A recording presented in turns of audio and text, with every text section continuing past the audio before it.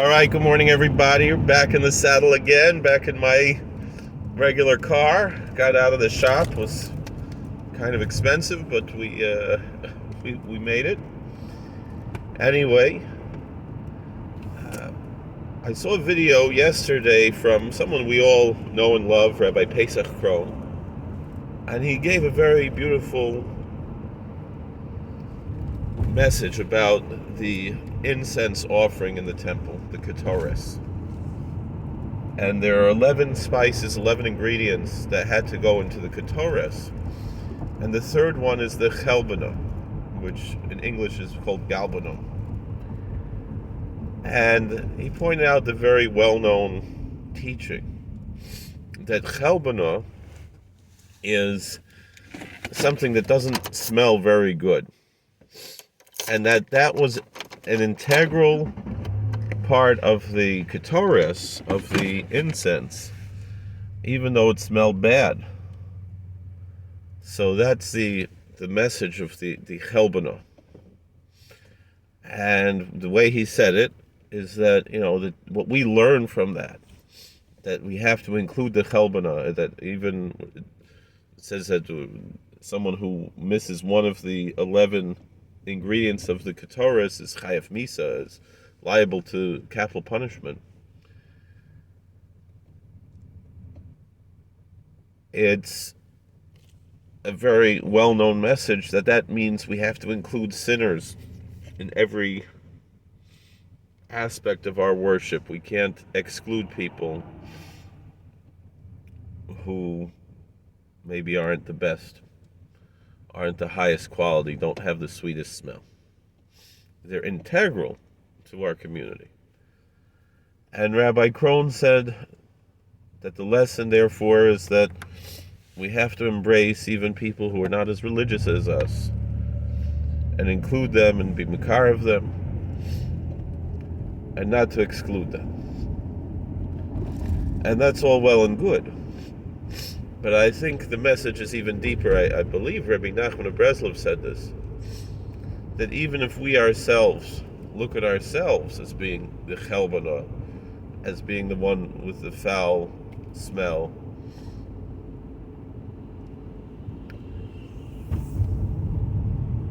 we should not feel excluded.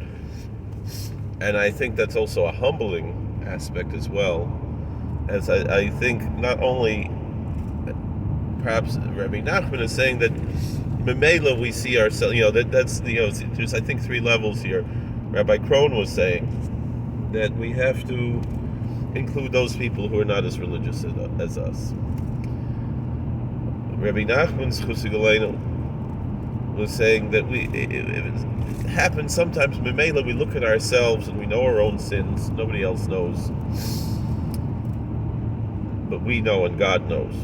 Right? God knows even better than we know. And we're faced with this, and we feel like we don't belong. We feel like we're not worthy. We feel like we're not good enough. And yet we have to encourage ourselves by saying we belong. I think there should be another, maybe this is a more of a Musar type of approach, as opposed to, maybe the Hasidic approach would be, we naturally might see ourselves as being this negative ingredient, and we have to overcome that and recognize that we're still integral.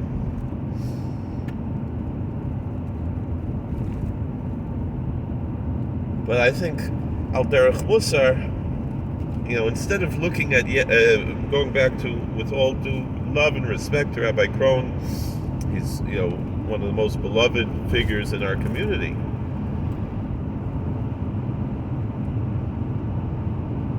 Instead of looking at Yenna, right? I'm not talking about him. I'm just talking about me, because just how I feel I should approach this, and maybe I don't always do so, but I should.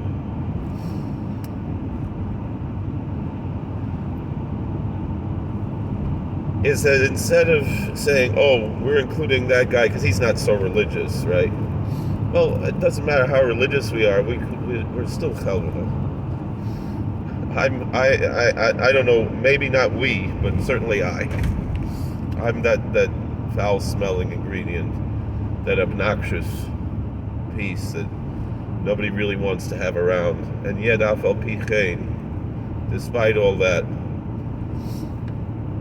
I'm also integral in the ketores. I'm also an ingredient. I'm also part of that tzibur, even though I myself know that I'm not living up to what I'm supposed to be doing, and I'm doing a lot of things I shouldn't be doing. And we try to be better. We all try to be better here and there, and we rise and we fall, and then something else goes on.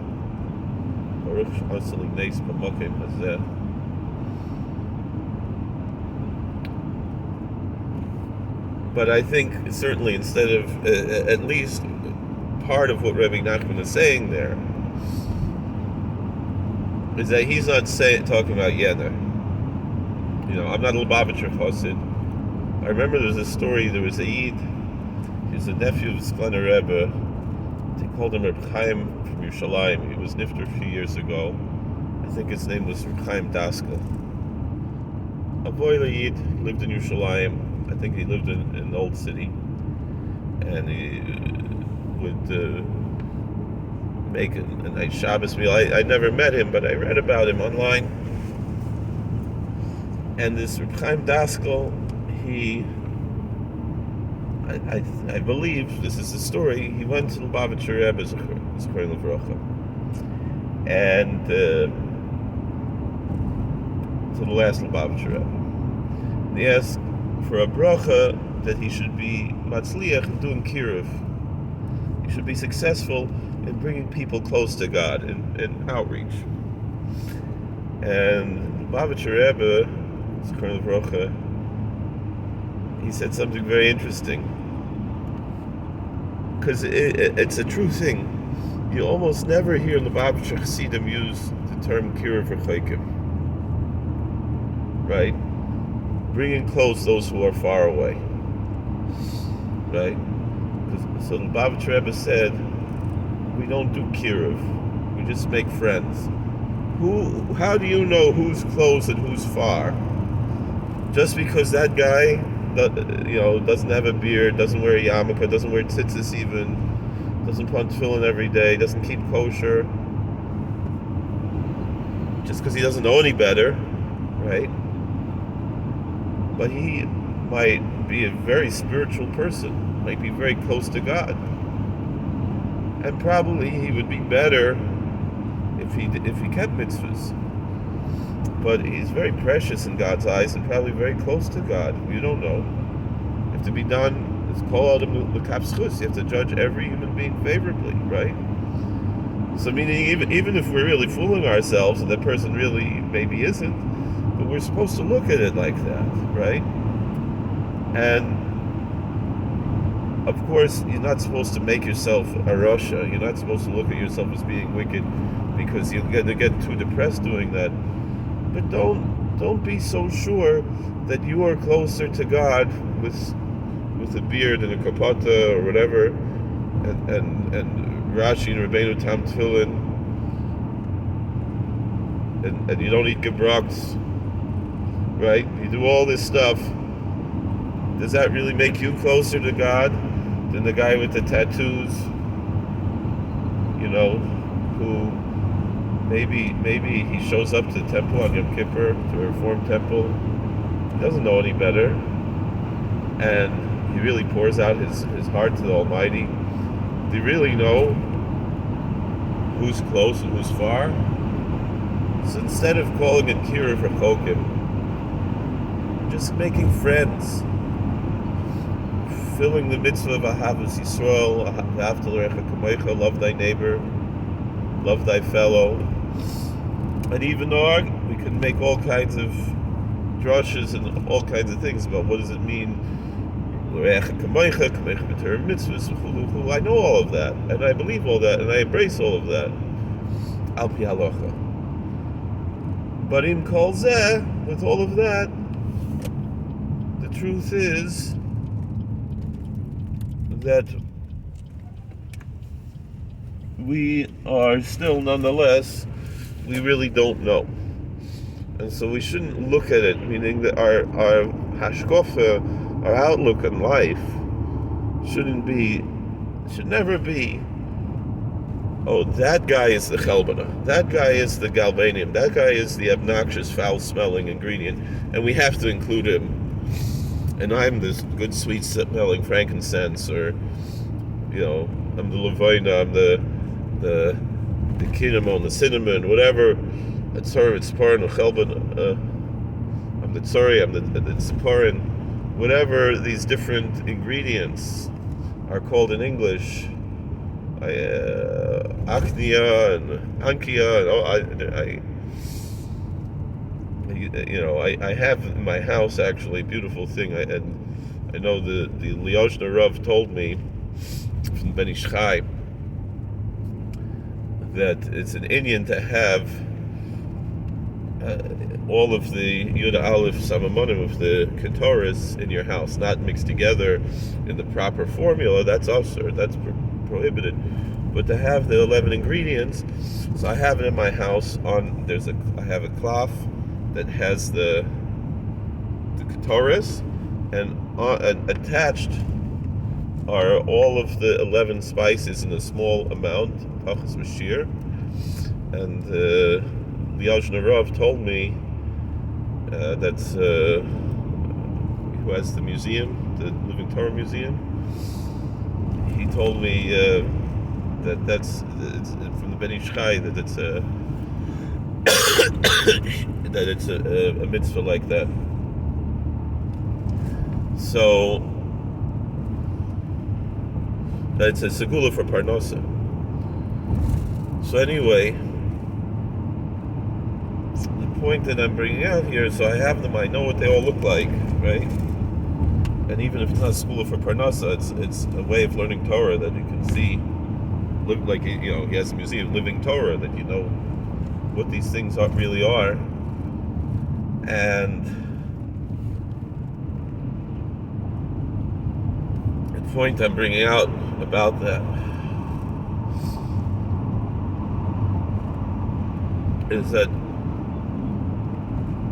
we have to look at ourselves. We have to humble ourselves. Doesn't mean that we accept heresy. It doesn't mean that we don't correct error. Because Baruch Hashem, God gave us a gift. It's a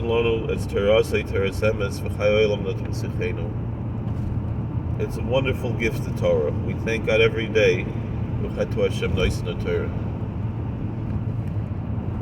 we appreciate the gift that God gave us of the Torah. And Baruch Hashem, those of us who are zeicha to learn Torah, we have an obligation to teach Torah.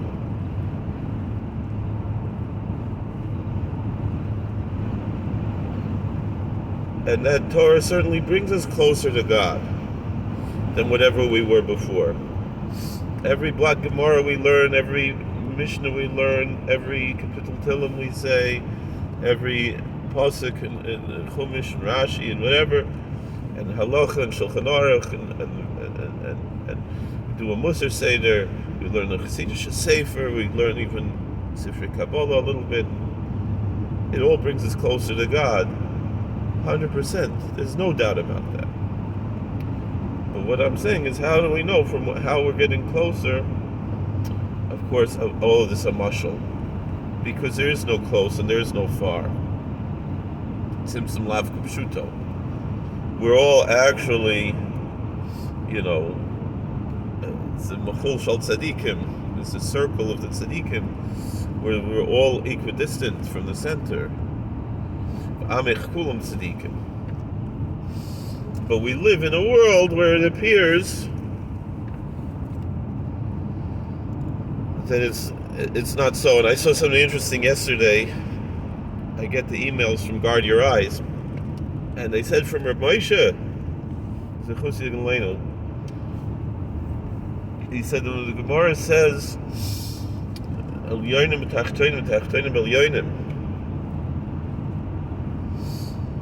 that Re'isi Olam Hafuch, right? One of the Amoraim, I think, saw, it was Rabbi Yossi, I don't remember. I saw this yesterday, I don't remember, but I remember that the parish was from Rabbi Moshe. He said, the Gemara says that someone had a near-death experience, and he was granted a vision of the next world, and he says, Olam Hafuch Re'isi, I saw an upside-down world. The ones who are on top here are on the bottom there, and the ones who are on the bottom there are on the top here. And usually the way we learn that, which is really pshat, is that the people who are the wealthy people and they're not charitable, like you see this guy who's occupying the White House, the former vice president, the former senator from Delaware, this racist piece of garbage, Joe Biden, and he calls himself, he's such a religious Catholic, and he doesn't, and they saw he gave maybe 2% to charity. Zelbazach, I remember Rabbi Weinberger told us this in high school. Al Gore he was still the vice president then, and he talks a big game, right? He's out to save the world, and maybe gives 0.25% to charity. This was back then in the 90s when we were talking then,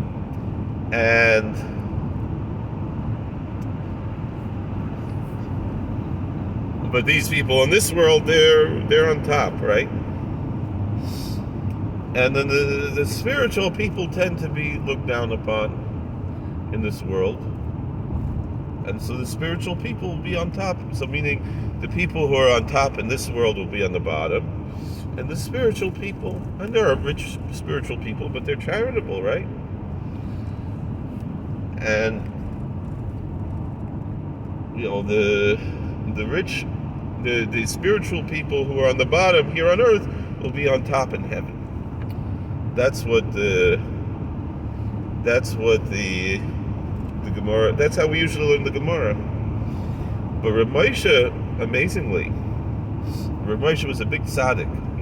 We all know what a big Talmid Chacham he was. We all know what a big scholar he was. We all know what a great posek he was. Everybody knows that. Even people disagree. We all know. Sometimes people disagree with his psak. But we know he was Rav Moshe. But I think he was even a bigger tzaddik than he was a posek, etc. He was a really big tzaddik. People don't understand what kind of tzaddik he was, and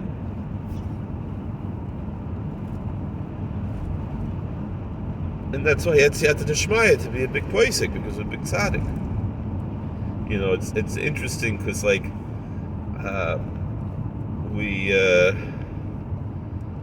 I remember hearing both sides. So they said that when Rav Aaron Kotler was nifter, his Rebbetzin said, everyone knows what a big Talmid Chacham he was, but only I know what a big tzaddik he was. And it's a shame people don't have the tzidkus of Rav Aaron, right? The righteousness, the holiness, the saintliness. And they say, by Satmarov, the other way, everyone knows what today's the yard side of Satmarov's nephew, the previous Satmar Rebbe, but the Satmarov, everybody knows what a big tzaddik he was, right? But they don't chap what a big Talmid Chacham he was, right? So anyway, the point of bringing out here is that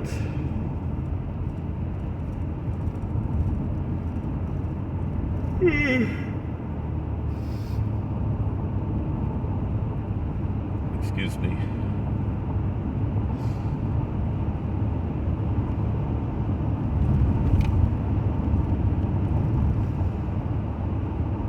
So Rav Moshe, what did he say on this Gemara? He said that when it says El Yoinim Tachtoinim Bel Yoinim, so Olam Hafuch Re'isi, I saw an upside down world. The ones are on top are on the bottom, the ones on top, bottom are on top. He was talking spiritually. And he said like this. He said that the people who have it easy because they're like the Rambam says, certain people have natural tendencies, right? Hilchos. And so it's not a challenge for them to overcome things that are challenges for the rest of us. But those of us that we're fighting, we know we're chelbanah. We know whether we know it inherently or we have to tell ourselves we're the chelbanah. I can only talk for myself. I can't say we. I know I'm chelbanah. I know I'm this obnoxious, foul-smelling ingredient in the ketores. But nonetheless, I'm an ingredient in the ketores. Can't talk for anybody else. Should not say we on that. Should say we when praying. Elokeinu, Elokeinu V'seinu, or Chenu. That's when I have to use the we. I can say I, but the tzaddikim, they didn't like to say ich. They didn't like to say I. We'll talk about that another time. I really have to get back to learning. But I want to chaperine this message because it's an important message, and even though it's not in the end of the year, just because I saw this video yesterday, but it was ma'oreh, I have to give over this message. So he said that Reb Moshe said, obviously, this isn't pshat in the Gemara, but he's saying it al derech musar, al derech, chizuk, that the people who are fighting to be better,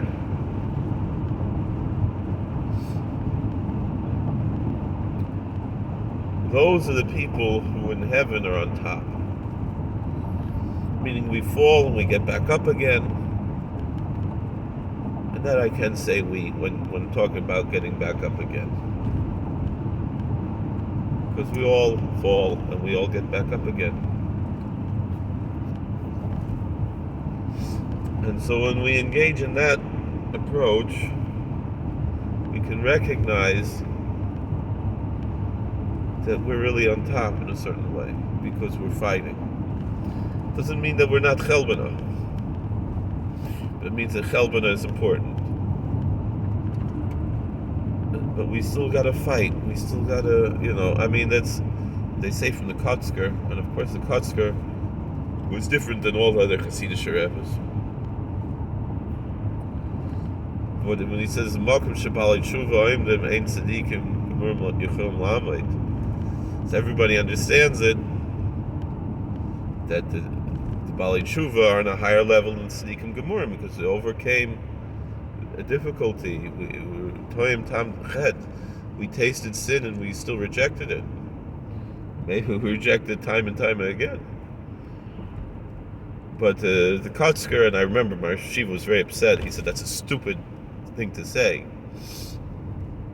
He said the Kotzker said that it's the Makom Shabbalei Tshuva Oimdim Ein Tzadikim Oimdim Sham, the place where the penitents stand, the righteous cannot stand, because the righteous can't stand the smell of the sins of the penitents. And there's different ways to understand that also.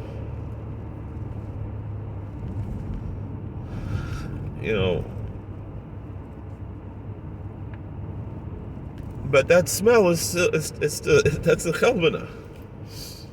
It's an integral part of the ketores. So, obviously, again, that's not pshat. But these drushes are important for learning fine points. So,